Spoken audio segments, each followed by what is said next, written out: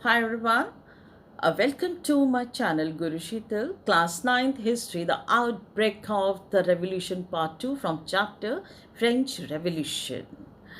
जब state general की meeting वर्साले में हुई उस वक्त थर्ड स्टेट के मेंबर्स जो थे उन्होंने वन पर्सन वन वोट की बात रखी, अपना प्रपोजल रखा। ठीक है, क्योंकि अभी तक जो ओल्ड मेथड उनका जो चला आ रहा था, ट्रेडिशनल मेथड की one state is equal to one vote. ठीक है, फर्स्ट स्टेट का एक वोट, सेकेंड का एंड थर्ड का एक वोट। उनका नहीं, जब 600 मेंबर थर्ड स्टेट के हैं और 300 member first and second state के हैं तो 1200 मेंबर्स हैं और हर मेंबर का एक वोट हो। लेकिन इस प्रपोजल को जो है किंग ने आउटराइटली मना कर दिया, रिजेक्ट कर दिया। तो थर्ड स्टेट के लोगों ने भी अपना गुस्सा दिखाया, अपना प्रोटेस्ट दिखाया और वो वहाँ से हट गए। ठीक है, असेंबली जहाँ पे कंडक्ट हो रही थी स्टेट जनरल की, दे वॉकड आउट फ्रॉम देयर। लेकिन वो रुके नहीं, वो टेनिस कोर्ट में इकट्ठे और वहाँ पे उन्होंने कसम खाई कि हम नहीं डिस्पर्स होंगे जब तक कि कॉन्स्टिट्यूशन नहीं बन जाता और मोनार्की की अनलिमिटेड पावर पर एक चेक ना हो जाए।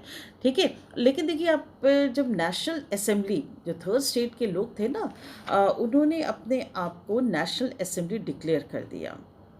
फाइन। और जब उन्होंने नेशनल असेंबली डिक्लेयर करा तो फिर वो क्या कर रहे थे वो लोग कॉन्स्टिट्यूशन ड्राफ्ट कर रहे थे देश के लिए, जिससे कि सभी लोगों को उनके अधिकार मिले और जो मोनार्क जो है अनलिमिटेड पावर लेके बैठा हुआ है उस पर एक चेक हो। ठीक है, जिस वक्त नेशनल असेंबली टेनिस कोर्ट में कॉन्स्टिट्यूशन ड्राफ्ट करने में लगी थी उस वक्त फ्रांस के हालात बिगड़े हुए थे। सब्सिस्टेंस क्राइसिस जो है वो बार बार, जैसे हमने पहले ही बताया था कि ओल्ड रीजन में बार बार आता था। सब्सिस्टेंस क्राइसिस का क्या मतलब कि जब अनाज की कमी हो जाती है और लोगों में भुखमरी आ जाती है तो ज़िंदगी जीने के लिए जो है जो बेसिक चीज़ें हैं उनके खाना भोजन जो है उसकी जब कमी पड़ती है उसकी वजह से लोग मरना शुरू हो जाते हैं। तो वो कंडीशन क्यों हुई, फिर से ऐसे कैसे कंडीशन आ गई कि फ्रांस में जो है बहुत ज़बरदस्त कड़ाके की ठंड पड़ी, ओले पड़े, बर्फ़ पड़े, सीवियर विंटर, जिसकी वजह से क्रॉप जो है, फसल जो है वो डिस्ट्रॉय हो गई। अब जब क्रॉप डिस्ट्रॉय हो गई तो फिर प्राइस राइज हो गए। ठीक है, हर चीज़ की कीमत जो है, ग्रेन की कीमत जो है वो बढ़ गई।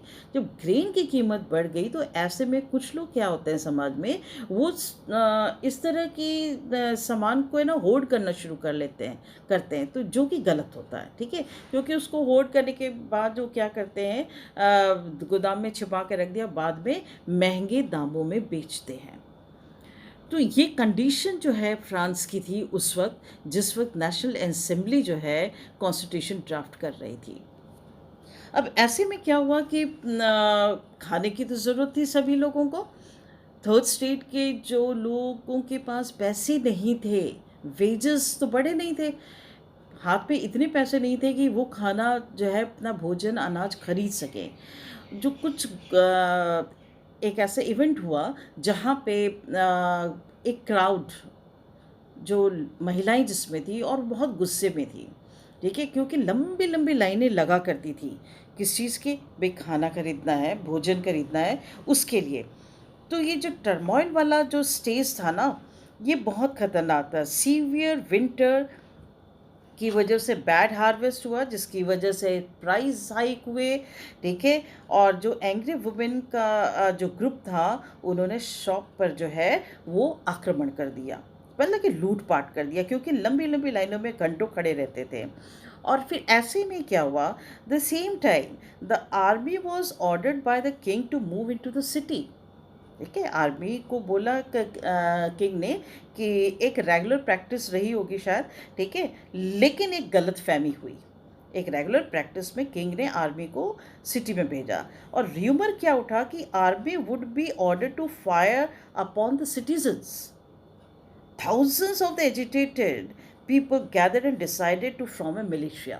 ठीक है, और ऐसे में क्या हुआ कि they broke into the number of the government building in search of the arm and they destroyed the prison of the Bastille on 14th July 1789. तो बेसोटाइल पर आक्रमण हो गया। तो ये र्यूमर यही रुका नहीं, ये र्यूमर जो था बहुत तेज़ी से कंट्री साइड में फैला। In countryside there were rumour spread from village to village, एक गांव से दूसरे गांव, दूसरे गांव से तीसरे गांव। एक अफवाह जो फैली थी वो अफवाह ये थी that the Lord of the manner had hired hands of the brigades who were on their way to destroy the ripe crops। जो उनकी पकी हुई फसल खड़ी हुई थी, थर्ड स्टेट के जो छोटे बड़े जितने फार्मर्स थे, पीजेंट्स थे, उनकी खड़ी हुई पकी हुई फसल को जो है ये जो ब्रिगेड है ये डिस्ट्रॉय कर देगी। तो ये जो विलेज में इस तरह के जो र्यूमर उठा कि जो लॉर्ड ऑफ मैनर का क्या मतलब होता है? मैनर का मतलब होता है कि लैंड के साथ बहुत बड़ा घर, बहुत बड़ा घर, ठीक है, जो उसके बहुत बड़े बड़े घरों में रहने वाले जो रिच क्लास के जो लॉर्ड थे, द लैंड लॉर्ड्स वगैरह थे, ये उन्होंने ये काम कर वो लोग ये काम कर रहे थे। तो ऐसे में डर का माहौल, फियर का माहौल हो गया था बहुत ज़्यादा। और लोग बाहर जो है अपना हथौड़ा, हसिया, ठीक है, ये सब कुछ लेकर के आए, बाहर निकले, ठीक है। कौन? थर्ड स्टेट के, वो भी लोअर स्ट्रेटा के लोग जो सारे घबरा गए थे, ठीक है। तो caught in a frenzy of the fear, the peasants in several districts seized the horse and the pitchfork and attacked the Siat, ठीक है। अब ये अटैक इन्होंने क्यों किया? क्योंकि एक डर था कि भाई ये हमें मतलब कि हमारा खड़ी फसल जो है वो ख़राब कर देंगे। तो जो शैटो थे, शैटो का मतलब क्या होता है? महल, ठीक है। बड़े बड़े महल में जो रहने वाले लोग थे, नॉबल्स वगैरह, उनके ऊपर इन्होंने अटैक कर दिया। And they looted hoarded grains and burned down the documents containing the record of the manual dues। ये भी कम नहीं थे, इन्होंने लूट पाट मचा दी उठा करके, मतलब कि जो उनके जितने भी कागजात वगैरह थे उसको भी जला दिए, जो ग्रेन को होल्ड करके रखा हुआ था, छुपा के रखा हुआ था, उसे भी कर दिया। तो इससे ऐसी हालात में क्या हुआ कि large number of nobles fled from the home and many of them migrating towards the neighboring countries। भाग के वहाँ से, और दूसरे पड़ोस के जितने भी आसपास के इलाके थे, देश थे, जो नोबल्स थे, बड़े बड़े लैंड लॉर्ड्स थे, जागीरदार थे, वो सारे के सारे वहाँ से भाग गए। फाइनली क्या हुआ कि लुईस 16 जो थे, ठीक है, उन्होंने कहा यार ये तो बहुत ज़्यादा गड़बड़ हो गई, ठीक है, स्थिति जो है वो अब गड़बड़ा गई, वो हाथ में नहीं है, ठीक है। क्योंकि उनकी आर्मी भी सामने जितनी थी उससे कहीं ज़्यादा थर्ड स्टेट के लोग बाहर आ चुके थे, और वो महलों पे, बड़े बड़े जो कैसल्स बने थे, हर जगह वो लोग अटैक कर रहे थे। तो ऐसे में लुईस 16 ने कहा कि भी नेशनल असेंबली जो कह रही है हम उसको एक्सेप्ट कर रहे हैं, हम उसको रिकग्नाइज कर रहे हैं। और on 4 August 1789 France passed the law for abolishing the feudal system. Feudal system को उन्होंने एबॉलिश करने की बात कर दी। On the night of 4 August 1789, the assembly passed the law for abolishing the feudal system of the obligations and the taxes. The clergy members were also forced to give up their privileges। जितने priest वगैरह थे ना, ठीक है, और बड़े बड़े जो नॉबल्स वगैरह थे, जो अनवांटेड प्रिविलेजेस वो लोग लेकर रखे हुए थे और अपने अनलिमिटेड पावर को वो इंजॉय कर रहे थे और एक्सप्लॉइट कर रहे थे थर्ड स्टेट को, उन्होंने कहा ये सब कुछ ख़त्म। नेशनल असेंबली ने इस डिसीजन को लिया, और उन्होंने ये भी कहा कि भी अब जो टिथ है, ठीक है, national assembly now they started exercising the power, ठीक है। जब लुईस 16 मान गए, उन्होंने एक्सेप्ट कर दिया, क्योंकि अब उनको समझ में आ गया था कि अब वो वीक पड़ गए, तो it's a better to accept whatever the national assembly speaking out, fine. तो faced with the revolting people, Louis XVI recognized the assembly and accepted that his power would from now be checked by the constitution। तो ऐसे में जो है एक check हुआ, और जो चेक जो था वो क्लर्गीज वगैरह जितने प्रिविलेज क्लास हैं उनसे वो प्रिविलेजेस ले ली गई, और जो टिथ एक क्या होता था, टैक्स होता था, ठीक है।